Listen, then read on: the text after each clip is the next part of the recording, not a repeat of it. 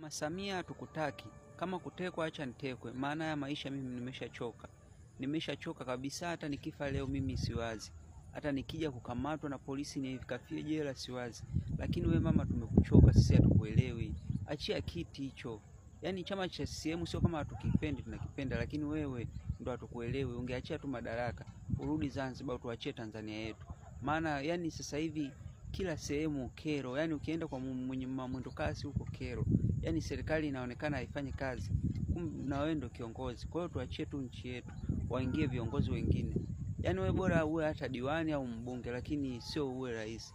Kwa hiyo kama vipi wewe tuachie tu nchi yetu, sisi hatukutaki kabisa. Mimi naongea kabisa, hatukutaki. Mimi mwenyewe sikutaki. Wewe rudi tu kwenu Zanzibar. Maana toka uingie mimi sijawahi kusikia umezindua kitu kikubwa kama kipindi kile Ankomago.